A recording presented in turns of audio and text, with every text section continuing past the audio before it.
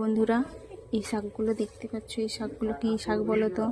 এইগুলো আজকে আলু ভাতে দিয়েছি। এই শাকগুলো ভাতে দিয়ে আলুর সঙ্গে মাখিয়ে সকালে জলখাবার খাওয়া হবে। এখন আলু মাখার জন্য লঙ্কাগুলো ভেজে নেব,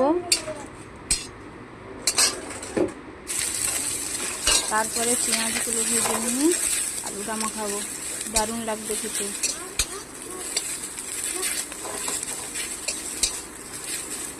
এখন হবে সকালের খাওয়া দাওয়া, তাই আলু মাখিয়ে নিচ্ছি।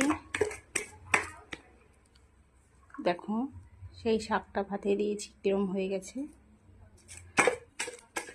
শাকটা খেতে কিন্তু খুব দেখো বন্ধুরা, ভাজা লঙ্কা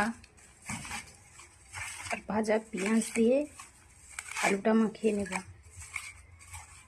তোমরা কে কে এই শাকের আলু দিয়ে মাখা খেয়েছো কমেন্ট বক্সে জানাবে।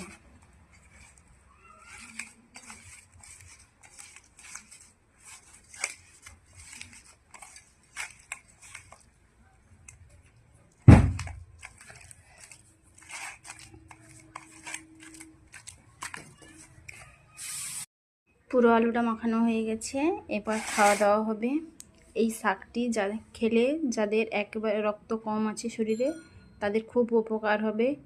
আর যারা একেবারে রক্তহীনতা, তারা এই শাকটি কাঁচা শাক থেঁতো করে রস বের করে দুধের সঙ্গে খেতে হবে।